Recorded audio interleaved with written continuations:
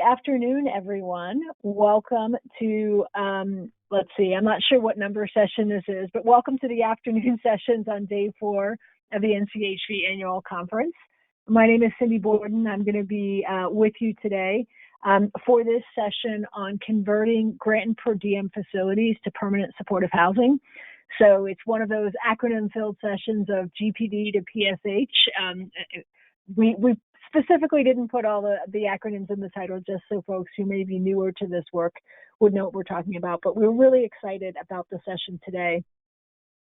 What I'd like to do is just go over briefly for a minute to review the logistics of the session. Those of you who've been coming to sessions all week know this, so I'll do it fairly quickly. But you have entered the session muted, so you won't be able to talk in the line. But we do encourage your questions, and we want you to submit those through the question box in GoToWebinar that you'll see there on the side. With that, I am going to do a very brief introduction of our speakers, and I mean super brief, like names and titles and organizations, because I want to get to the content and to the discussion today. There's a lot of great, materials and a lot of great content. And we want to make sure we have that much time. But speakers, as it gets to your turn, please feel free to add more if you'd like to, as far as your bio.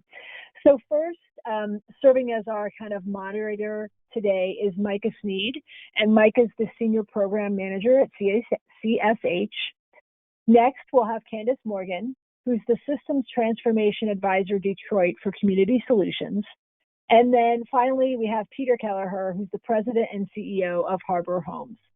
So with that, I am going to hand over the conversation to Micah. Yeah, wonderful. Thanks, everybody. Can you hear me all right? Okay, great. Thank you, Candice. Hey, happy Thursday, everybody. Really appreciate your time here today. I'm going to talk a bit about the background here and just set the table for Candice and Peter to talk about the projects they've worked on in converting GPD or grant and per diem facilities to permanent housing.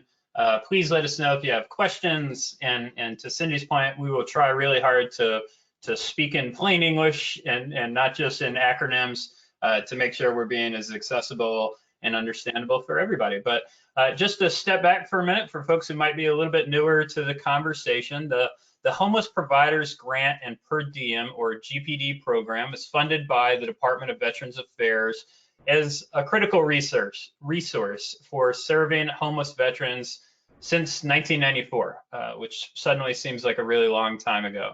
But the GPD program was intended to enable providers to offer community-based or local transitional housing and services. And over the years, the Veterans Affairs team took steps to align the program with the goals of moving veterans more quickly into permanent housing. And in doing that, they ended some existing grant awards. They asked providers to reapply for a competitive award using one of a couple of different housing models. And so if you hear us talk about these during the session today, they might sound familiar. Those models included bridge housing, low demand, hospital to housing, clinical treatment, and finally service intensive transitional housing and service centers, where we saw the majority of folks use that model, at least based on the most recent data. Now, as the program changed over the years, shifting to these new models, and especially with an emphasis on housing first, or getting veterans into permanent housing and then addressing their other needs, we've seen a decreased need for transitional housing in some communities. So along the way, the CSH, the Corporations for Supportive Housing, along with our hosts here today at the National Coalition for Homeless Veterans, worked with the National Alliance to End Homelessness to create a guide called the Transitioning from Transitional Housing Guidebook. And we will drop a link for that in the chat for folks who haven't seen it and want to reference it. In short, the guide was written for providers and just walks through really key considerations for making changes to the programs. It offers up 3 scenarios that a provider may be facing and recommendations for how to move forward in each, and also includes a list of resources we think is really helpful to assist providers in creating and implementing a transition plan for each program, right? So that we don't just throw the switch one day and, okay, everybody out, we're going to change everything, and then we'll fill back in. But really being intentional, speaking to the needs of veterans in our community, right? Because we can't write a plan nationally that's going to work for everybody. And Candice and Peter are going to bring us some real good examples. Just a little bit more on the guide. The biggest considerations, and we'll talk more about these this afternoon as you plan for the future, is that you first involve your GPD liaison and the GPD program office in your conversations and planning, and that you involve your veterans. First, considering the local context of housing and homelessness, if you're thinking about conversion to a different type of housing, it's really important that you coordinate with community partners and look at your local data to ensure that the option that you're going to pursue is actually needed by the community. It's not just something that's a little bit easier to do or kind of makes more sense based on funding, but making sure it's designed in a way that responds to local needs and can be, you know, kind of a complementing puzzle piece in the larger picture, and that we're not trying to force a square peg into a round hole. Another key consideration, really, and we'll hear this emphasized over and over again today, is to ensure that veterans are supported throughout the change. You really want to make sure that each veteran currently in the program understands the time frame as you move toward a transition and what housing options will be available to them, and that we can really wrap them around with support so that no matter what option they choose, we're able to support them as they transition as well, because it could be a really impactful transition for them. And then the final key consideration that we talk about in the guide is understanding the funding sources and restrictions and penalties, especially if you have a capital grant that's funded through the GPD program. It's critical that you understand there are two types of consequences built into the funds: recapturing funds and then real property disposition. And we want to make sure everybody understands how their provisions could impact your program. So the guide is it's a starting point. It's kind of a conversation starter. But today we're going to talk about two communities who have moved from the training and field exercise to a real world operation in transitioning their transitional housing. So I don't have to tell you that every community really is a laboratory with an incredible and sometimes daunting mix of programs, services, housing options. Where do veterans fit in? Where do they are they not eligible or they don't fit in? And we have a lot to do within our communities locally to be better partners with each other and collaborate to ensure that every veteran experiencing homelessness has adequate choices to meet their individual needs, that they can move as quickly as possible into permanent housing, and that they remain stably housed there. Just one note to, please submit questions throughout, especially if you have a project or are considering a project converting to transitional housing. We'd love to hear, what excites you about the work, what areas might be a little bit more challenging or that you or your veterans have some fears about. And most importantly, how have you considered inclusion of veterans in the planning process and other ways that you found to make the experience a positive one for everybody? And with that, I will turn it over to Candice Morgan to tell us more about her project. Thank you, Micah. Can you hear me pretty well? Hear you great. Wonderful, thank you. First, I want to just, I'm so glad to be here to be able to share with you the project that I have been working with in Detroit. My name is Candice Morgan, as Mike has already said to you, and I'm a systems transformation advisor. And my primary responsibility is to work with the continuum of care entities within Detroit that are servicing veterans. So I work with a great group of people. They're called the Detroit Veteran Leadership Team. And that team has SSVF providers, grant per diem providers. There are contractual living providers on that team, actually front management staff, lead agency folks from our collaborative agency, as well as members of our CLC. Here in Detroit, we're blessed with a VA that is so in tune and engaging. So actually the chair of our Detroit Veteran Leadership Team is the director of the Homelessness Program Office at the VA in Detroit. So we're very fortunate in that. So I just want to start off by talking about a program. There is a provider in Detroit a grant per diem provider by Detroit Rescue Mission Ministries, and they've been in the business for a very long time. Back in 2018, they were interested in conversion. So they started kind of doing some investigation, and they just so happened to be at a conference where Community Solutions was there and some other players were there, and they were talking about conversion as well. And DRMM decided that maybe this was something that they should further investigate, which they did. So that's how the journey started. The project in question is a 61-bed grant per diem facility run by Detroit Rescue Mission. So if we can move along in the slide.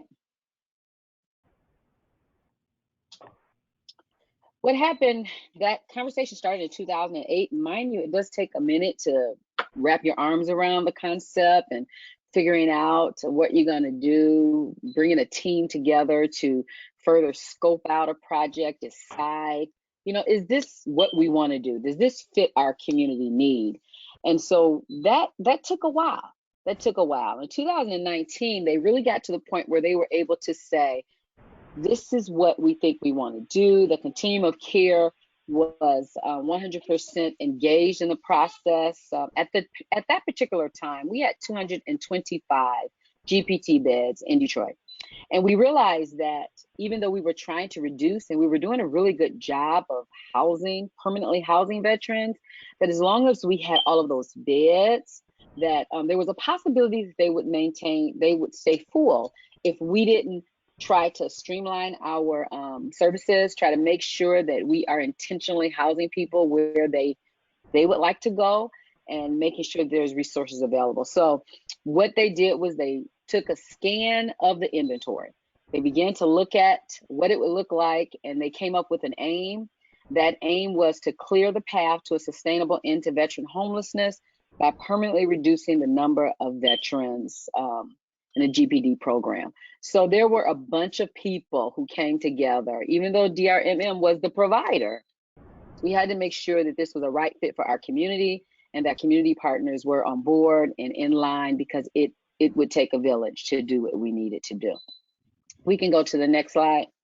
So we began talking about the task. What was it? This is a picture of the building itself as it was. We decided that we needed to come up with a transition plan for those veterans who were currently residing in that particular GPD program. So we created a wrap down plan.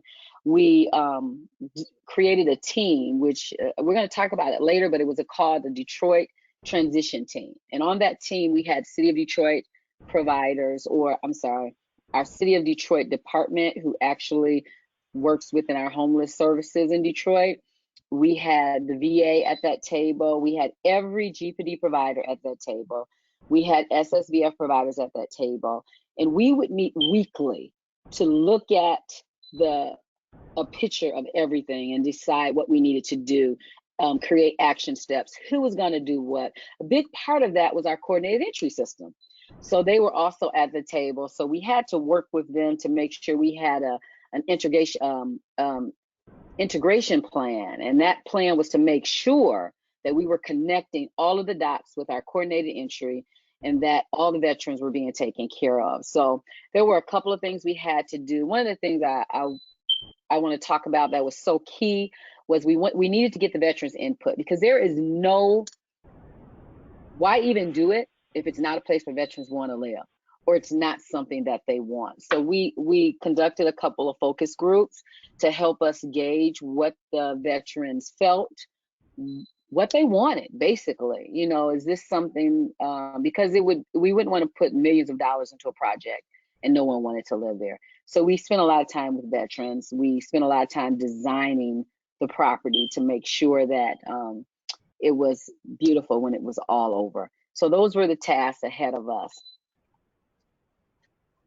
Thank you. If we can move a little further on. The next thing was actions. What are we going to do? So we had divided into a couple of different teams. One of those teams was community engagement. And we built that team I was just talking to you about, that transition team. And so we decided, we began to work every week. We had a meeting where we actually had 2 meetings every week, but one of the meetings just was to talk about each veteran. We had VA at the table, so we had GPD, we had SSVF, but most importantly, we had HUD-VASH at that table. And so we had all of these people at this table, and we were talking about each particular veteran. What is it? And even before we met with them, we had the veterans to fill out some forms for us, to telling us their desires, their wishes, so that we can make sure we were incorporating all of those things. So we were able to move all of those veterans to permanent housing. And when we began the process, there's a 61-bed unit, and there were 39 veterans that had to be moved with assistance from the team. So we were able to move them. One of the things that helped us was an incentive fund. We received some money from Rocket Mortgage, who happens to be headquartered in Detroit and has a vested interest in veterans and homelessness. They gave us $150,000, and they said, hey, what are the gaps? What do you need to fill? So we used that money to pay things that SSVF couldn't pay. We paid for security deposits. We paid for moving storage units. We paid for moving trucks if we needed it. We paid for application fees, anything we could think of that would prevent a veteran from being able to move to permanent housing. We were able to use that fund. And then we made that fund user-friendly. Didn't have to go through a lot of hoops to get it. We had a very good administrator who administered those funds in our community and allowed us to really move people seamlessly from that GPD site into permanent housing. And then came the big part, which is the conversion part. And that was, before we even started the process, we had a community design session.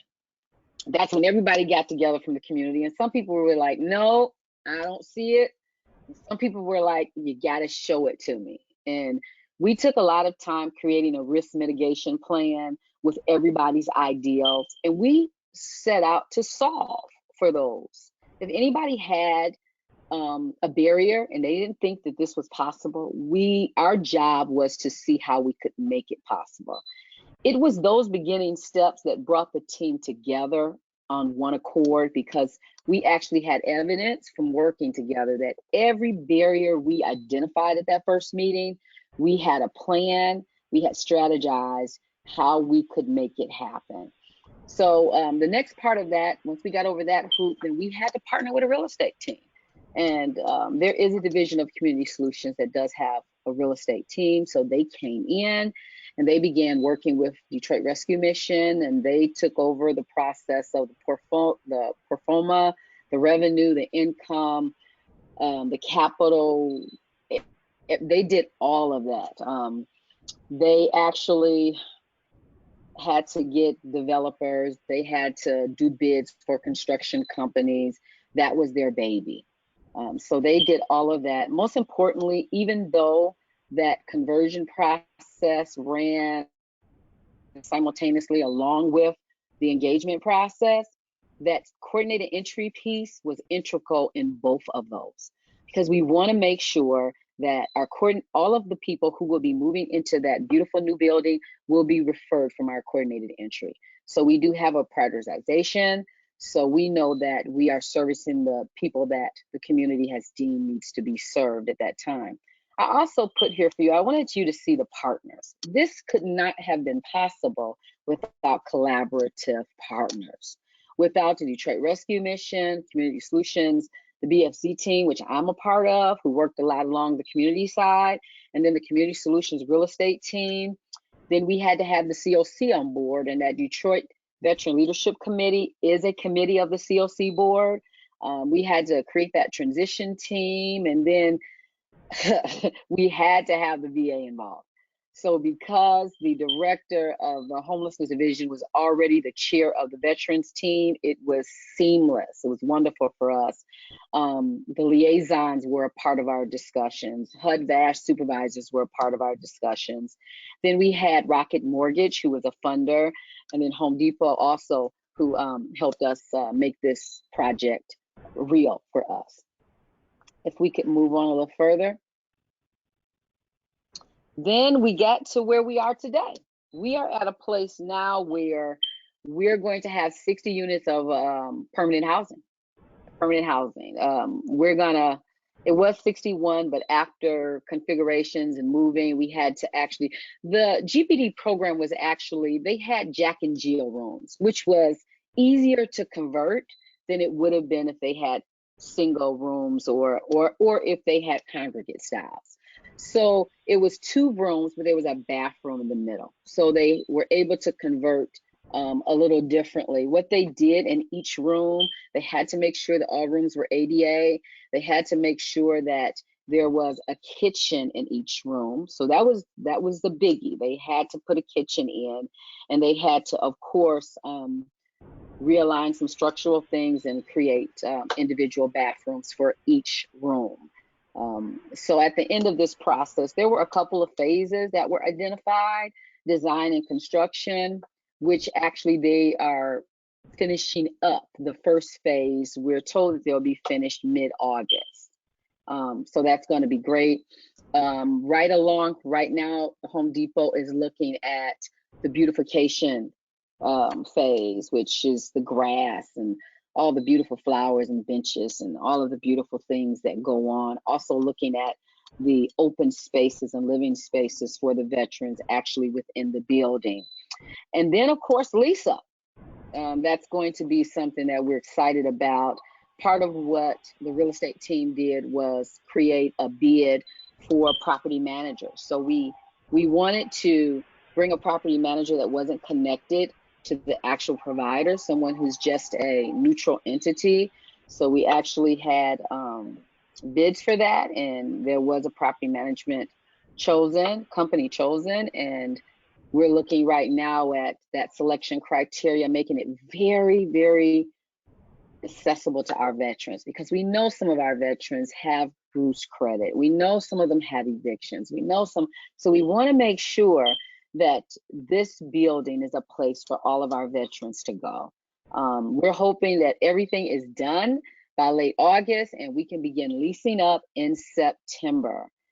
This is the first project of this kind in Detroit, so it's going to be the model, if you will. If we do well on it, we're believing that we may have an opportunity to even create more permanent housing for veterans in our city. As of today, our by name list, we are at 100. When we started this in 2019, we had 271 veterans on our by name list.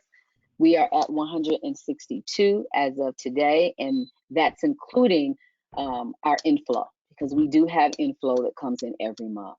So that's what we're doing in Detroit. I look forward to any questions that you may have for me at the end of this session. Thank you all for your time. Yeah, wonderful. Mike, I'm going to give it back to you. Yeah, thank you so much, Candice. That was awesome. So 65 down, 165 to go, if I check my math. Okay, wonderful. Thank you so much. And Peter, I will turn it over to you to talk about the good work at Harbor Care. Thank you very much, and congratulations to Candice for the wonderful work in Detroit and great success there. Today I was going to talk a little bit about who we are at Harbor Care, what we do as an agency from a broad scale, and then narrow down to what we do for veterans. So I just want to say that it's an honor to be able to speak about our work here. It's something that we very passionately are devoted to, and really done everything that we can to move the needle on veteran homelessness, both in Greater Nashua and in the state of New Hampshire as a whole. So our first, if we can go to the next slide. Our first slide just is kind of giving you a little bit about our overall agency and our model, our vision. We are big believers in integrated care, and that we have a model that at least we believe is unique here in New Hampshire, in that we do many things. We're a home health care agency that also works with the VA. We're an FQHC for the homeless, serving about 3,400 patients. We provide supportive housing for individuals with severe and persistent mental illness. We provide many COC-funded housing. We're the lead entity for the COC, and we are also kind of a quasi-housing authority in that we're a mainstream housing voucher program administrator. Additionally, we provide substance use disorder treatment services for both adults and pregnant and parenting women. We are an HIV/AIDS case management, medical case management provider, and we're an evidence-based supported employment provider. It's a lot of activity, but generally we try to wrap around medical, behavioral health, SUD treatment services, oral health services, and anything else that people may need to be successful in their permanent housing journey. We are a 40-year-old agency, but we've been working in veteran activity, serving veterans for about 20 years. We have about 29 facilities across New Hampshire. You know, as I say, I don't think there's anybody else that sort of combines housing along with the array of services that we do. We're probably the largest agency providing veteran homeless services in New Hampshire. So if you can go to the next slide, please. Here you can see on this slide several of our VA developed properties. These are all veteran-specific housing programs. 3 of the 4 on the top are GPD programs. That's the first, third, and fourth. The one in the second slot is a permanent housing, New Hampshire's only project-based BASH housing program. They're all very high-quality housing. We either built them from scratch or we renovated existing facilities. And generally speaking, veterans have communicated to us in a pretty clear way that they enjoy living in the facilities and tend to, in many cases, want to be there even if they're holding a voucher in hand. So it's they appreciate the camaraderie and support they get from staff, other veterans, and the community. So it's been a pretty successful, highly occupied program over the years. If you can go to the next slide. So we're the only residential GPD provider in New Hampshire, and we also provide supportive services, SSVF, on a statewide basis. So we have about 10 case managers that cover each part of the state. Last, we're involved with the Federal Department of Labor for about 10 years in HVRP. Next slide. The program that is the permanent housing program for veterans is called Boulder Point. It's 30 units, and it is heavily occupied. We have very strong demand for it, and veterans love it, and it's just a beautiful setting with mountains in the background, and any one of us would be delighted to live there. We also have many other scattered locations that we serve veterans in through many COC projects and other kinds of funding programs that we have for veterans. So it's a lot of veteran housing altogether, a couple of hundred units that are scattered. You can see from the next slide that we're small, and we're in New Hampshire, you know, and we understand the context of our numbers versus what many of others are looking at across the country, and that's both a challenge and an opportunity. I think if there's any takeaway on that is that we, by being smaller, you know, can break it apart into a more manageable component and be more successful. So starting small is okay.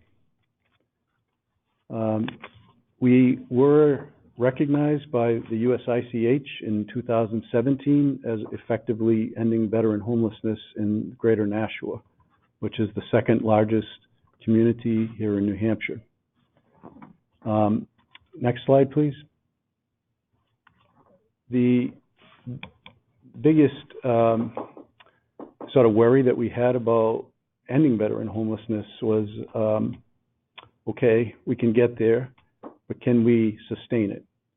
What happens if there's a surge of veterans that come into the area and we can't accommodate them? And I'm happy to report that since May of 2017, when we received that, we really have been able to sustain it almost completely, which is sort of even surprising to us. We believe that the numbers each month of newly identified homeless veterans that come into the Greater Nashua area is generally 0 to 2, and that our systems are robust enough to quickly identify and work with them to get them a fast access to some type of a housing solution, preferably housing first with permanent supportive housing or permanent housing. So just a little bit about what are the contours of veteran homelessness here in New Hampshire? How would you kind of characterize it? And we have a by name list, and it's smaller than the previous presenter, Candice, mentioned. Our by name list is about 100 veterans. And of those 100 veterans, about 70 are actually in GPD programs. So for years, we've been operating the GPD programs, about 15 plus years. And our occupancy rate in those programs has always been extremely high, 90 to 97%. And in the last 8 to 10 months, we noticed that there seemed to be some substantial qualitative and quantitative changes with veteran homelessness in the state. We noticed that the number of veterans that were wanting to come into GPD, and some of it certainly could be COVID related, although we did not have any outbreak in our particular veteran programs. Veterans were less likely to be found that would be eligible and want to consider the GPD housing.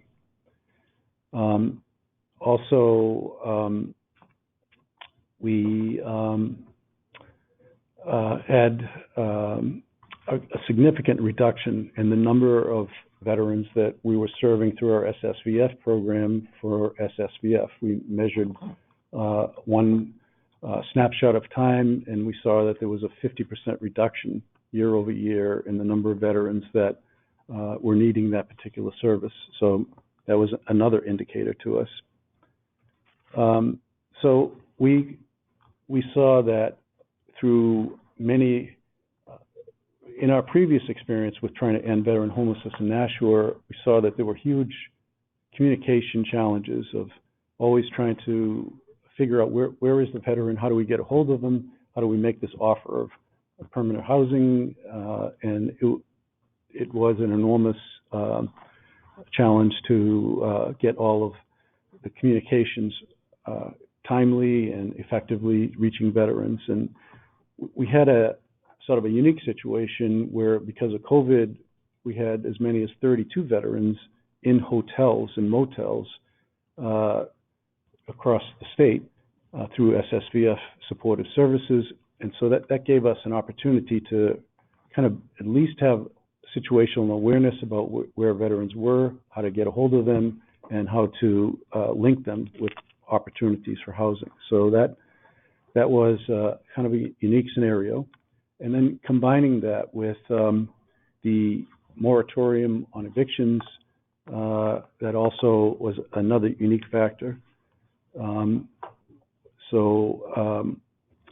There was another major development in that David Tilley, who is our Director of Veteran Services, who came to us from HUD as a former regional director, was was part of a successful effort to get all of the mayors in New Hampshire, 14 mayors in New Hampshire, to sign the pledge to end veteran homelessness. And we believe, at least we think, that we may have been the first state to achieve all mayors signing on to that. So I think that was significant and important to get their support. So these dynamics just really brought us to a point like, hey, if we're going to end veteran homelessness on a statewide basis, it's now. It's not later. It's now. We have all the right resources in place. So we're kind of in a rededicated effort to see if we can't engage with our partners across the state and really make it happen for New Hampshire. Next slide, please. So these are some of the thoughts and considerations that we had to undergo before we said, can we convert some of our GPD housing? Is that a wise thing to do? What should we think about? What's the plan? What's the data? And what are veterans telling us about what they want? So the first thing just to know about the situational, New Hampshire is an extremely tight market for housing. The rental demand across our state is white hot at this point and has been for, it's probably getting worse, but over the last couple of years, it's accelerated. People from other cities, states have wanted to migrate to New Hampshire. And when a landlord puts a rental unit on the market, you're looking at 200 applicants on the first day. And it makes it really difficult for even someone who has a voucher to compete. So we've begun to engage in a variety of landlord incentives and relationship building, designing a specific marketing campaign just to improve and communicate with opportunities for veterans. So it's a huge challenge. And just as you think about the cities across New Hampshire, the vacancy rate used to be measured in 5%, 7%. For, now we talk about tenths of 1%. So in the city of Nashua, for instance, the vacancy rate here, I heard a number recently that it was 0.4 of 1%. So it's very, very difficult for anybody to access housing. And there's universal agreement that the solution is more permanent housing for veterans.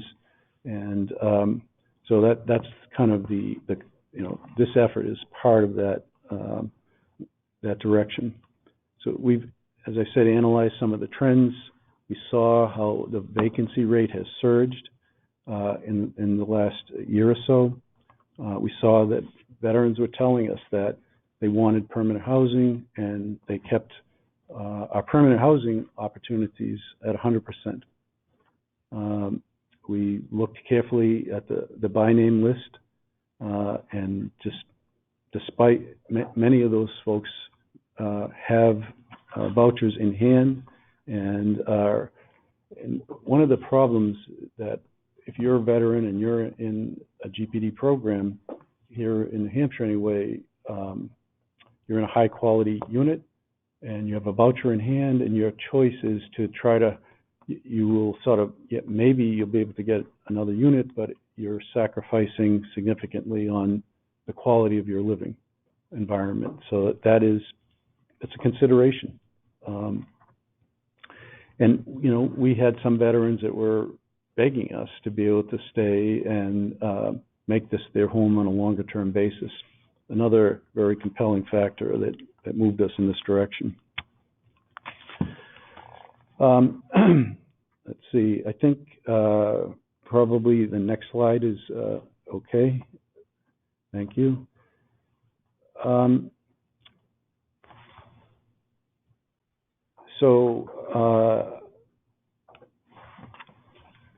The questions that we've keyed up are before you.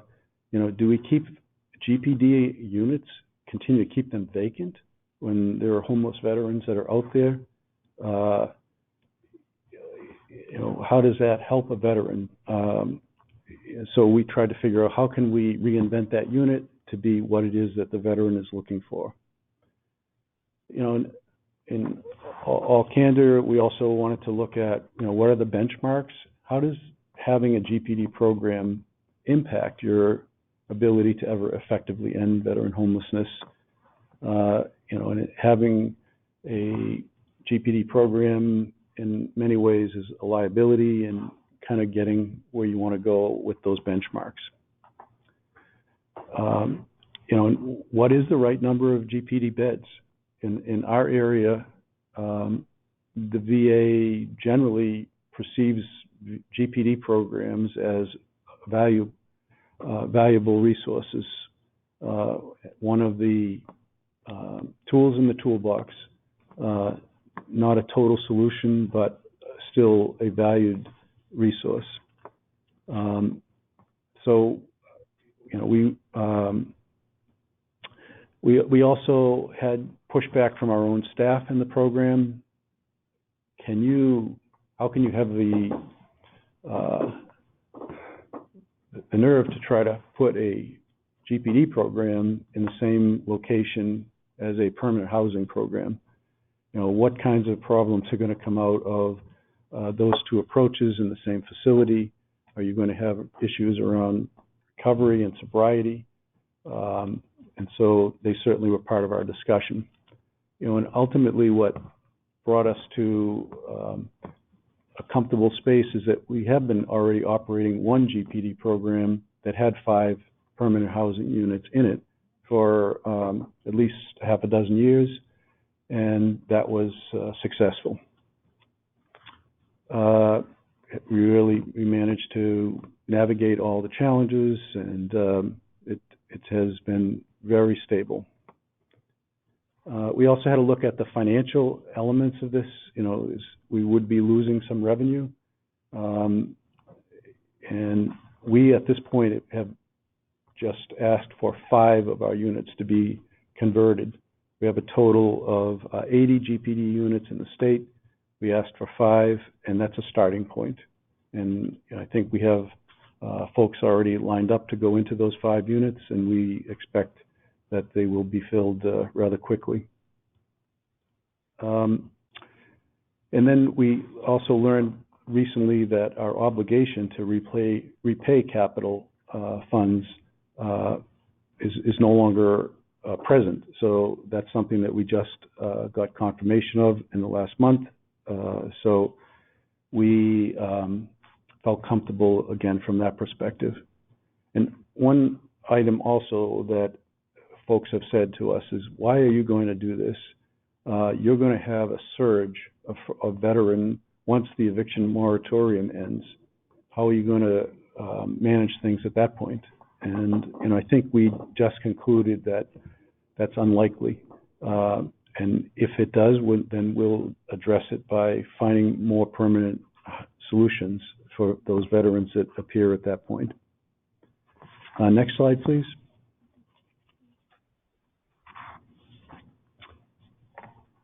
Okay, so how do we go about this? We first had conversations with our local VA and VISN leads to try to figure out, you know, is this something that they would support? Do they think we're on the right track?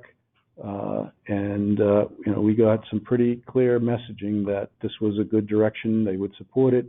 Then we got them to engage with more folks at the national level, and were able to, you know, get their buy-in without any difficulty. And the entire process, by the time we submitted, only took about 3 weeks between the formal approval and our initial formal request.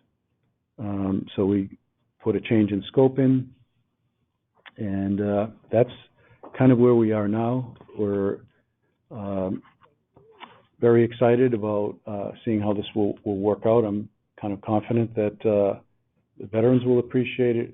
Ultimately, it will be good for our program, and over time, this will expand for us.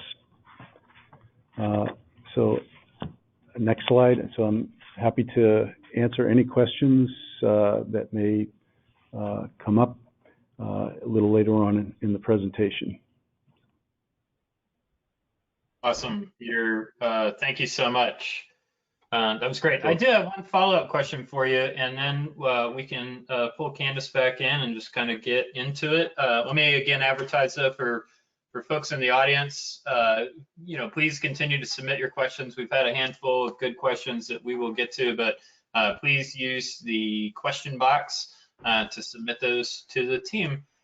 Peter, I wanted to go back to, there was a question about your Boulder Point project, and can you just talk a little bit about additional challenges or hurdles maybe around project basing vouchers, and kind of to get to the point, would you do more facilities like that if given the resources to repeat that? Sure. So every veteran project we've ever done has had to have a minimum of 12 different sources of funding to make it successful. And that has been a real challenging orchestra to lead. And each source of funds has different sets of expectations and obligations, and the complexity is enormous. I think in our Boulder Point closing, we had to have 4 different attorneys present to deal with all of that. So we would do it again because we see the success that's developed in the building.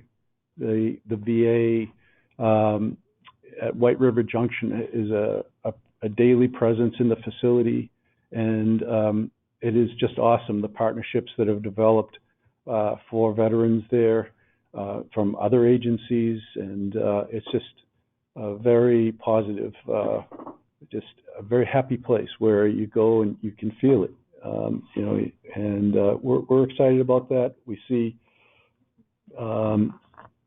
yes, we would definitely try to do that again, but it's a multi-year effort and not easy. Wish it could be streamlined. Well, we will certainly push on our federal partners to work on that. Great. Thank you so much, Peter. Well, again, folks, Sure. Please submit your questions. And let me also apologize for not joining you on camera. My webcam is speaking a different language than the webinar today. So I apologize. I promise I put on a collared shirt and everything for this. But Candice, let me turn to you, and one question from the audience, if you'll take, and then Peter, feel free to pick it up from there. Sure. Just generally, has anything kind of gone wrong or been more difficult than you expected? And kind of in that vein, what did you learn from that? And have you had, Peter spoke a little bit to, kind of some staff concerns, but have you seen in Detroit any particular resistance, whether it's from veterans, staff, or other community partners? What did you learn from that, if anything, and how did you work with that? Thank you, Micah, and for whoever submitted that question. Yes, yes, and yes.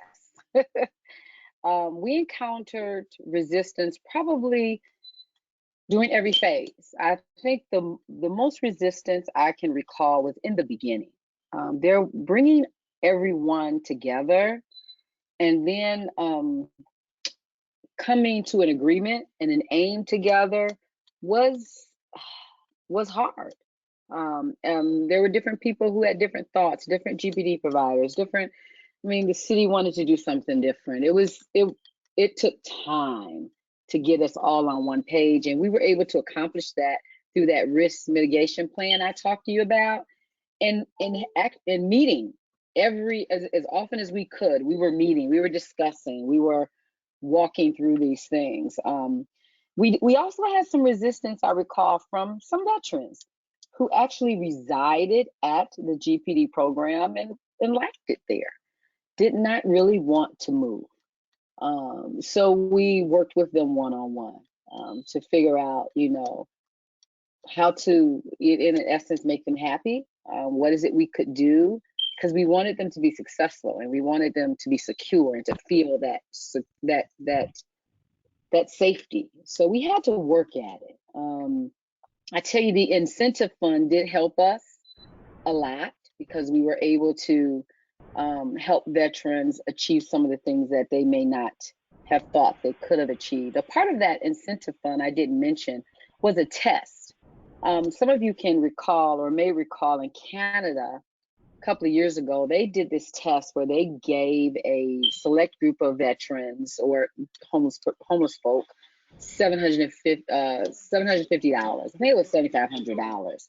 And they wanted to see, because there's this stigma about giving veterans money. Well, we did the same thing with that incentive fund. We gave veterans $1,000. That $1,000 equal to 1 month's rent in a 1-bedroom or a studio and utilities for that unit. And that was to give them the safety net. We are right now trying to, we're collecting data and doing some focus groups to really determine how successful we were with that test.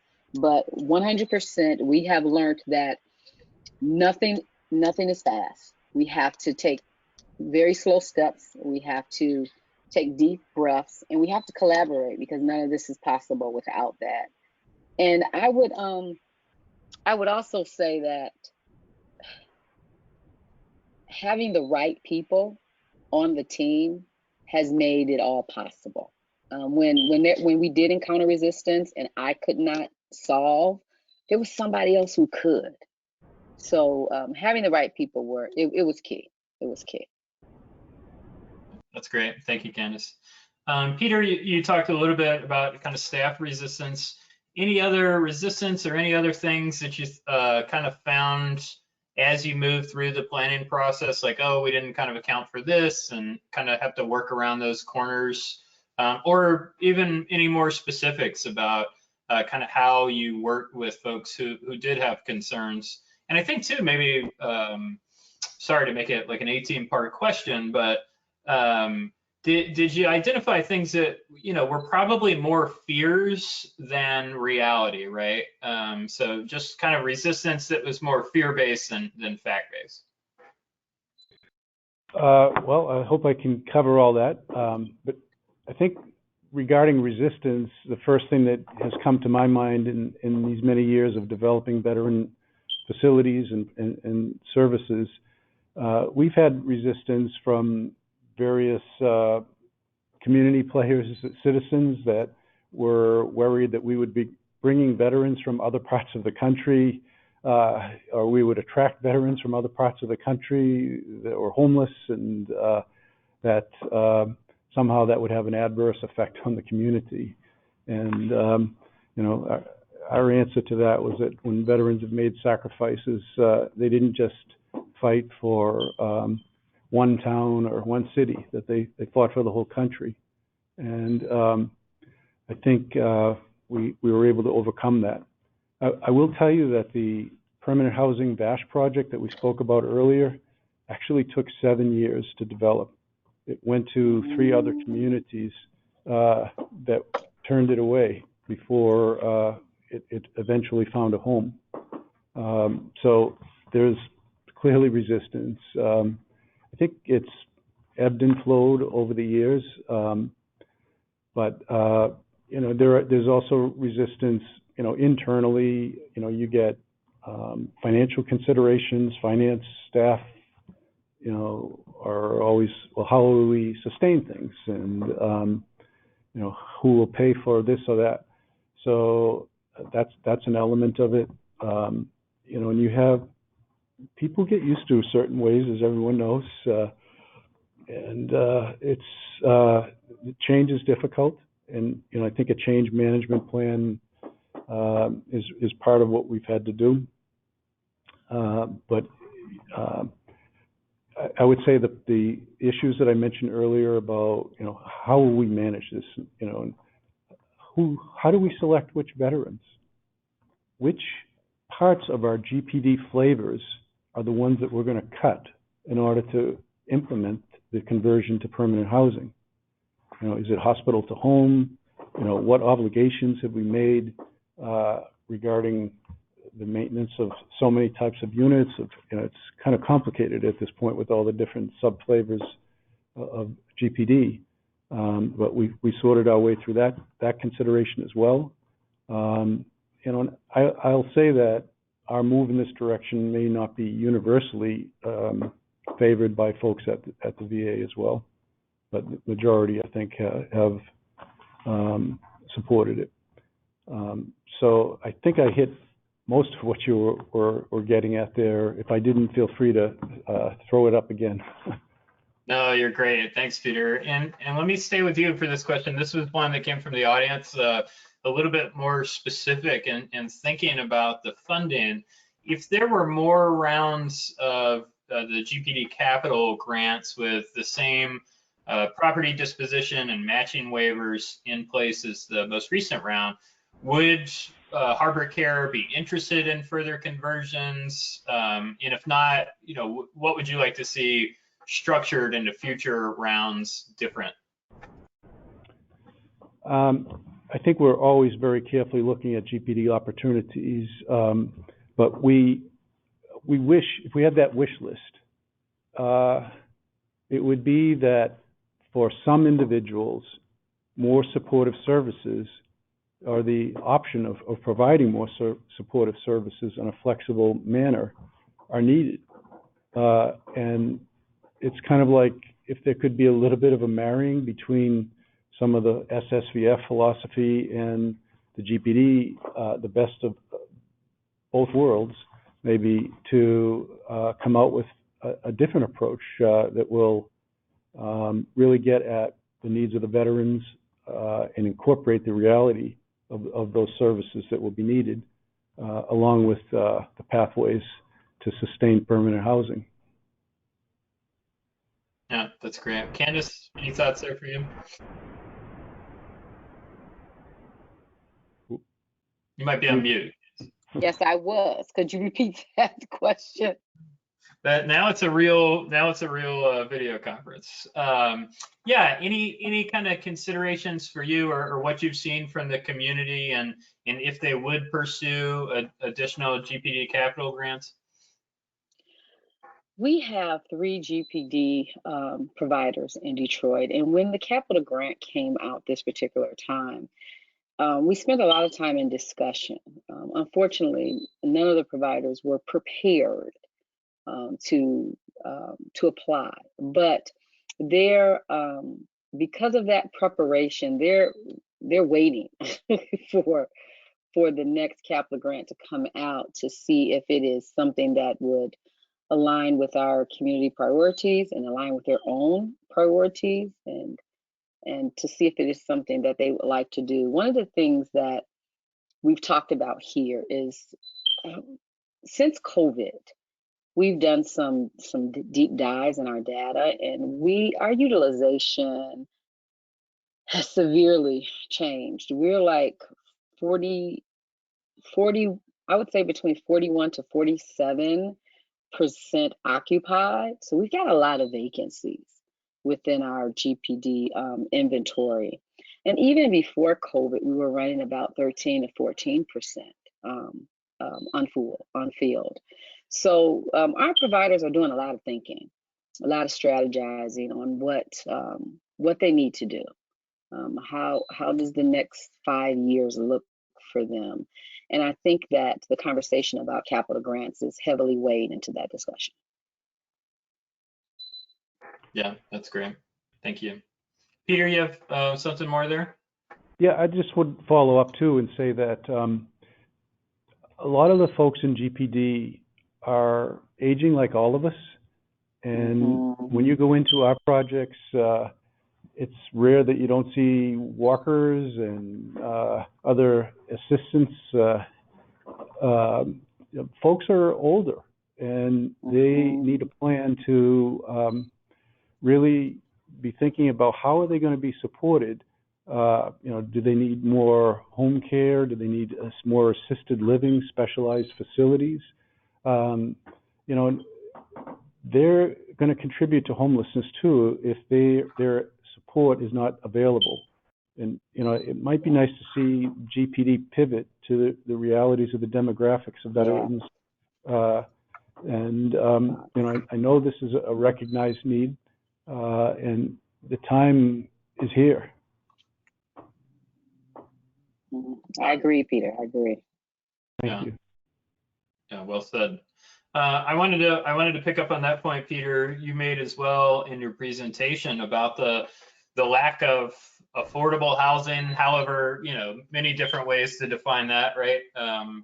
But accessible housing as well. And that kind of takes me into, this isn't a conversion project, isn't as kind of flashy as new construction.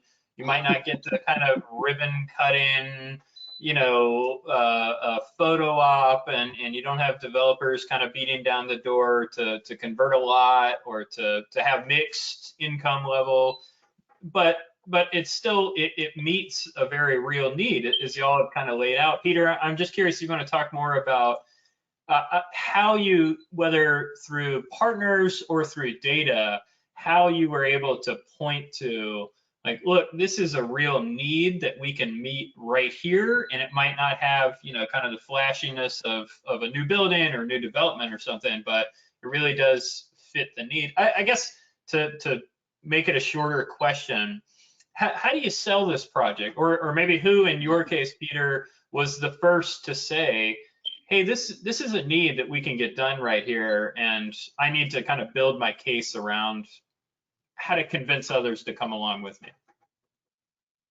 That's a great question. And I've been through all of those ribbon cuttings with lots of politicians and supporters, and they've been great experiences. And, this is a rather muted transition with no fanfare whatsoever. In fact, it's been a bit of an uphill. So, I think it comes down to one basic thing. What's the right thing to do for the veteran? It's just that's the core. Do you really want to end veteran homelessness, or is this some kind of a process that is happening for other reasons? And that's the bottom line. Mm-hmm. Candice, any thoughts from Detroit there? I want to say, Michael, that we will have a ribbon cutting no matter what. This has been a long journey. A lot of people have worked hard, made difficult sacrifices, difficult decisions, and we want to celebrate that. And so we are planning to, even if it's just the community, even if we have just veteran providers come out, we want to celebrate the accomplishment, and that's what we're going to do. But I definitely agree with Peter. All of what we do doesn't get a lot of fanfare, and it's not pretty. It's not, as you say, something to put a bow on.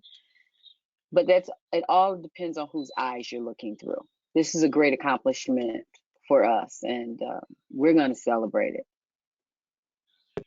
I could say I agree with that, and we would like to do the same, and that there's a way that we'll find to capture the impact that it's been for those 5 veterans. And one other thing I didn't mention earlier too, and the impact on other GPD residents. When they see permanent housing that's in the facility that they could aspire towards, it gives it kind of an additional reason to do well. And I think that it's a motivational factor. So that's also a consideration. Yeah. Oh, great. Thank you both. I wanted to, Cindy, if we can back up 2 slides in Peter's presentation. I thought this is kind of a nice framing, and just see if you all had advice for folks who are in the audience today of kind of, Candice, if you want to think about where to start, right? So I'm a provider out in Philadelphia, let's say, and I love the sound of this. I want to end veteran homelessness here in Philly. Where can I start? And obviously, starting with vision and starting with the VAMC here locally, but kind of what does that look like, and how do I, not wanting to be naive and overly optimistic and eager, But how do I kind of find the folks that I need to work with to pull together a team, right? Like you spoke to, the team is more important than any individual. So where to start in that kind of team building process? Well, I would say for Detroit, what was different in our situation was that the provider themselves reached out. They had already did the investigation and wanted to convert their own building. So the process started with them doing the work. Since that has happened, though, we in the community, in our veteran committee, we now have an ad hoc committee that convenes once a month, and that committee is with all GPD providers, contractual living providers, and SSVF providers attend as well, along with our GPD liaisons. And we talk about our criteria and benchmarks. We talk about GPD and our capacity, and we talk about our inventory, and we plan for where we're going to be in 5 years. And I think that's the first step, because in Detroit, we like everything needs to be community driven. It has to align. And so, here we like to do things as a group. So we start internally, and then we go outward, and we connect to the dots that we need to pull into. And this particular process has given us, a guide. So whenever we want to do something else, we do have a roadmap that's kind of already been provided for us. And because the VA is at our table, that's a very big piece of what we're trying to do. Yeah, that's great. Peter, how about for you? On this slide, you said we had conversations.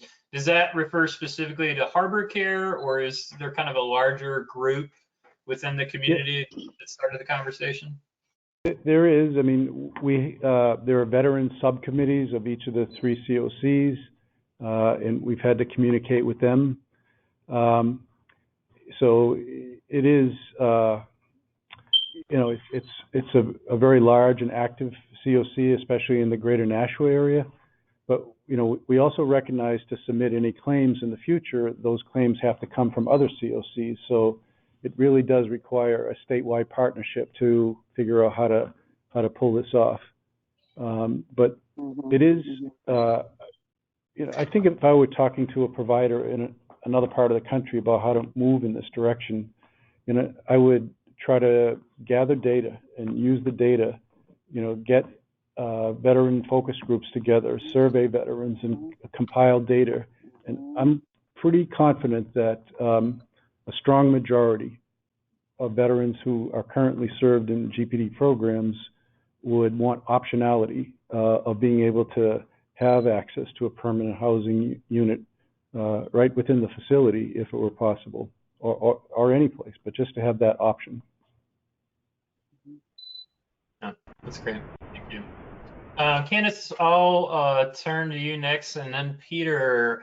Can we talk about shared housing? Has anybody considered shared housing? And for folks who might not know the reference, it's defined very different in different places, right? But shared housing being a 2-bedroom unit, so folks who are maybe consider themselves part of the same household, or maybe are closer to roommates. I do know that we've seen some tremendous work through the supportive services for veteran families in promoting shared housing, and really just kind of changing the way the field thinks about shared housing, right? Like I can say, in particular, if my wife decided she didn't want to be my roommate anymore, I would not be able to afford this house, right? So like we have shared housing here.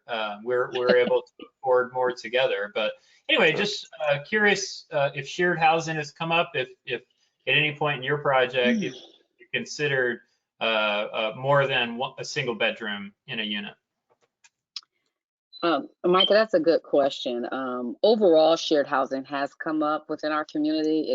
It has been a conversation. I will say, honestly, there has been some resistance to it that we have to we're going to continue to discuss and hopefully come to some resolution around shared housing for us.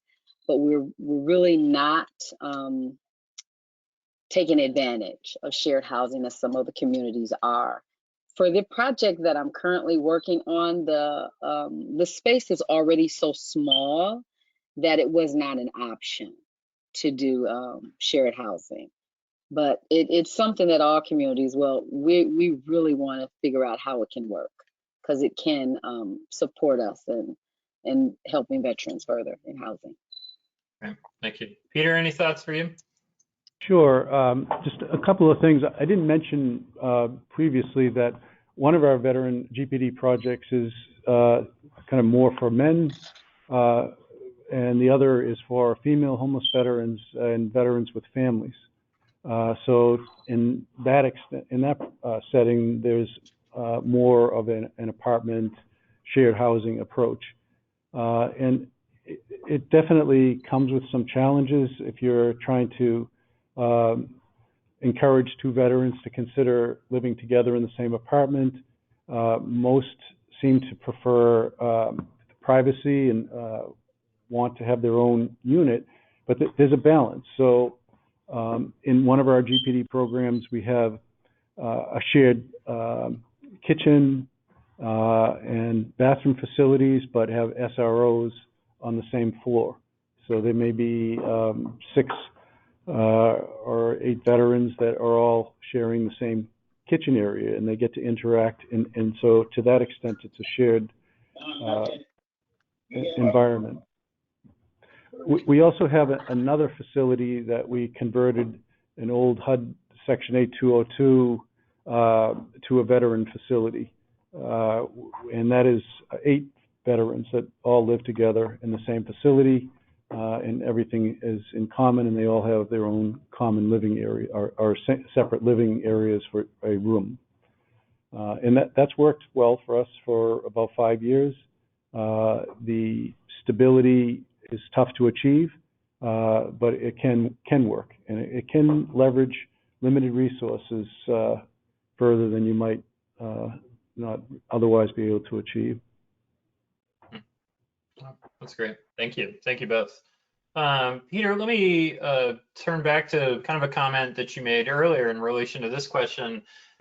Just thinking about the barriers, and again, maybe, or challenges, and again, maybe thinking of these as maybe more fear or worry based than factual based, but have there been any particular challenges for you all in housing veterans with criminal backgrounds, especially if you've seen folks with sexual offenses, and do you have any kind of advice or just experience with how your state or local VA teams have been addressing housing needs for folks who have those barriers?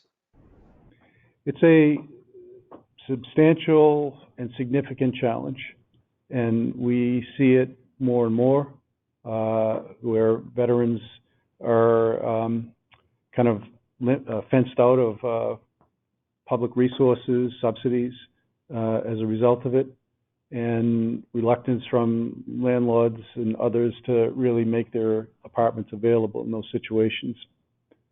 Our approach to it has been to kind of carefully and quietly assess the situation, and wherever possible, when somebody has burnt all bridges with all other housing resources, we consider agency-owned opportunities, and that has generally produced a stable result. Candice, how about for you in Detroit? I'm talking and I'm muted, sorry. I would have to agree with Peter. It is definitely a challenge for us. We were fortunate enough to have one GPD provider who can house individuals who have CSCs and some other issues because of their vicinity, where their facility is, and things of that nature. So we have been successful in housing veterans. When it comes to moving them into affordable housing, it's more work. We have to use a progressive engagement model, and we have to work with those veterans one-on-one, kind of make sure that we can find landlords who are friendly, and who would lease to individuals who come with these type of barriers. So we've been successful, but it's a lot of work, Micah. It's a lot of work. It takes a generous and flexible landlord incentive program. Mm-hmm. Mm-hmm. Yeah. Oh, all right, great. So again, just a reminder to folks in the audience, if you have any questions, please throw them in and we'll get to them here in our last couple of minutes. I wanted to, turn back toward in thinking about kind of where you all started in your considerations, probably in many ways, shapes, and forms pre-COVID. And if we can call this, I don't know if we're post-COVID quite yet, or at least we know enough about it to feel like we know what the world's going to look like a little bit going forward. But so in particular, thinking about health equities or health inequities and thinking about our veterans and the real cross section of America that they bring and the disparities that we see amongst those populations, and thinking about that last question and barriers. I'm just wondering how have you personally or professionally, I want to ask, kind of changed in your thinking, or if you've just seen kind of a magnifying glass put up against the issues that we always knew were there, both in health equities and to Peter's point, in thinking about our aging population. I mean, I'm a post 9/11 veteran, and I feel like I'm going to be moving into some kind of geriatric demographic or bracket. And yet we've got very, very young veterans with recent combat experience from the same wars. So just wanted to reflect a little bit here at the close on, and Candice, I'll throw it to you first, just about how the work has changed, or has it, over the course of the last year? Michael, I believe the work has changed some. Either it has changed or we have changed. Our outlook has changed. I know that I'm looking at things differently. There's more of an urgency in some areas to help individuals find the balance and the safety that they need, that maybe we didn't have things in place in the beginning. COVID has made us look at policy differently. It's made us think about things they were always on the horizon, but we weren't really talking about them a whole lot. But we're having a lot of discussion, as Peter talked about our aging veterans.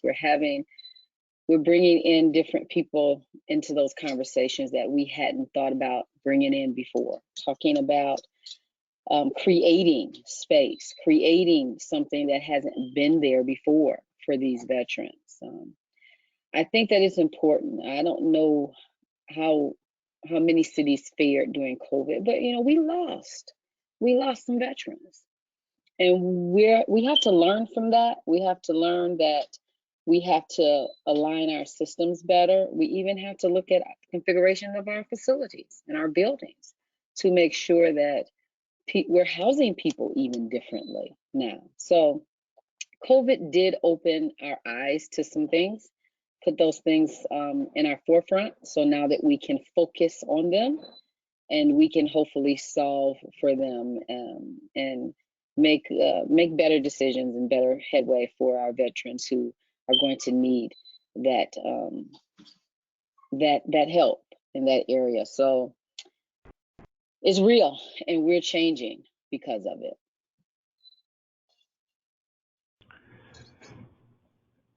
If you want me to step in here, I'll just say that I completely agree with everything Candice said, and the COVID and other sort of spilling over activities, greater impact and sensitivity to diversity issues has really changed us all.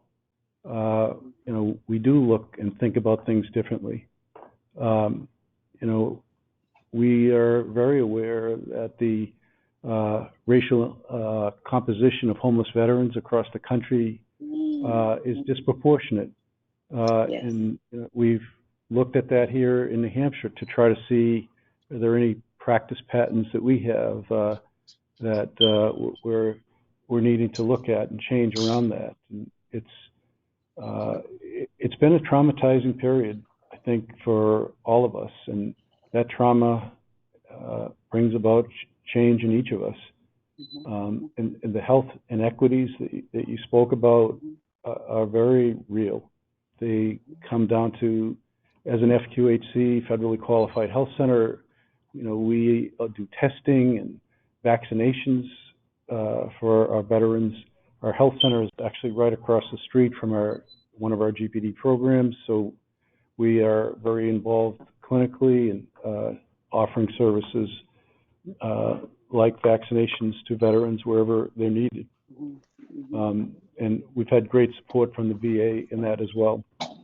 So, but access to healthcare continues to be very uneven, and that's a major part of the work that we do. Yeah. Well, thank you both.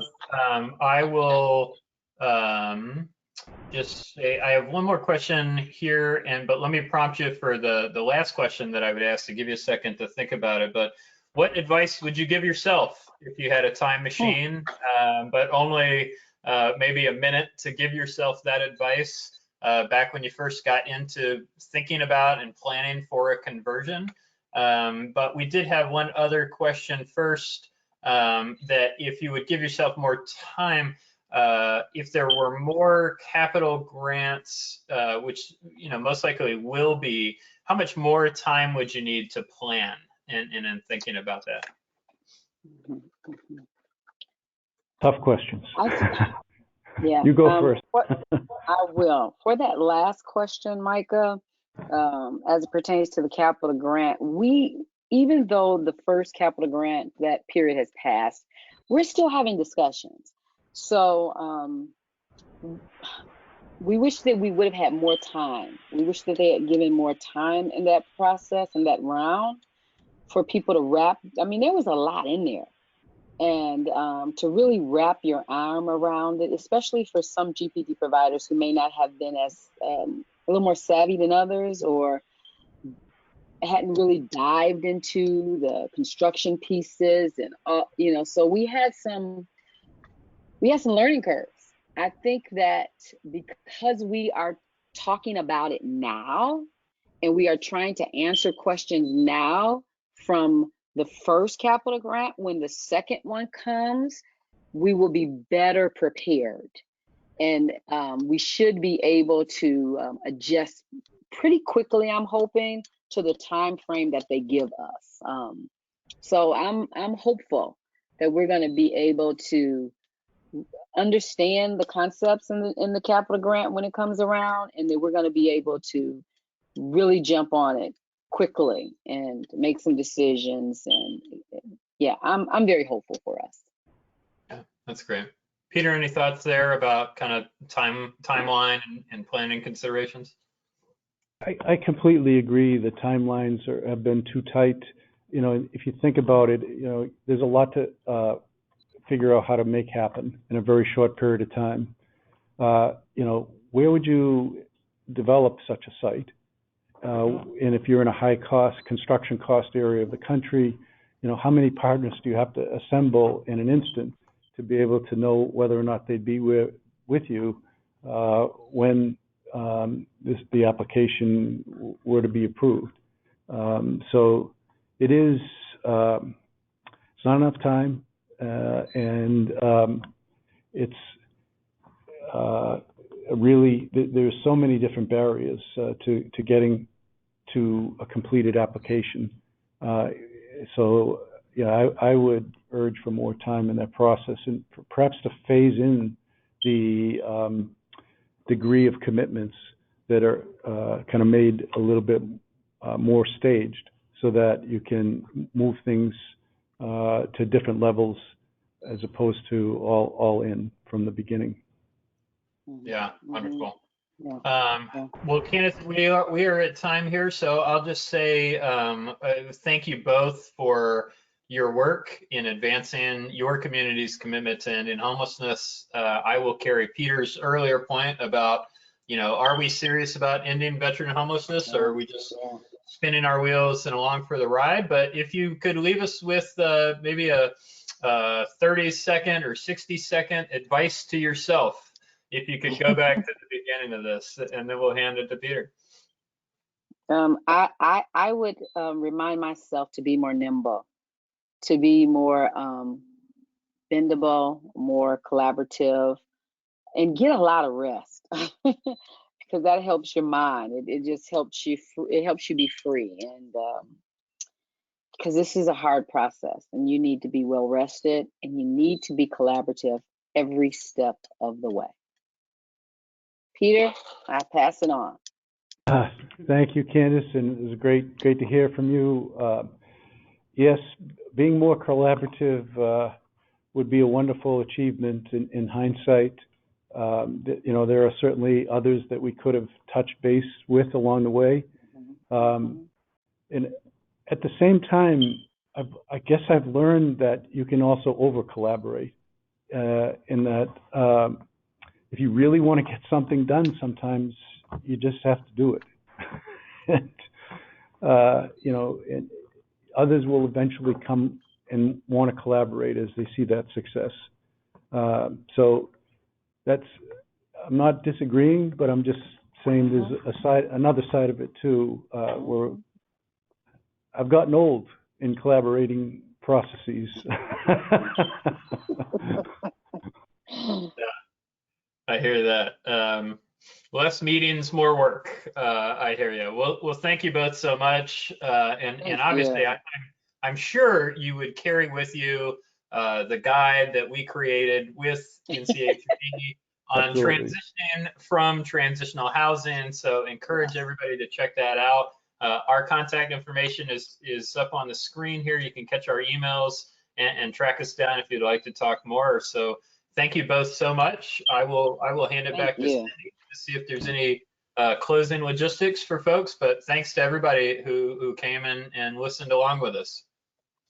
Thank you, Micah, for doing such a great job moderating, and thank you, Candice and Peter, for sharing your experience in the process. I know you're in different phases of this process and learning lessons along the way, and so we appreciate you being willing to talk about it before it's quote unquote done, right? And I would say it might never be done, but we appreciate your willingness to sort of share that process with everyone here.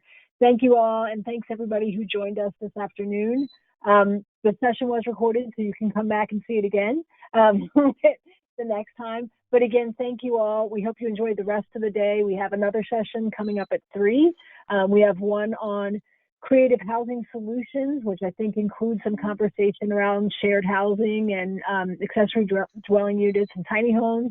And then another conversation around the low-income housing tax credit and how that can be used creatively to keep veterans housed. So thank you again to our speakers, and thanks everyone, and we will talk to you again shortly. Thank you. Thank you.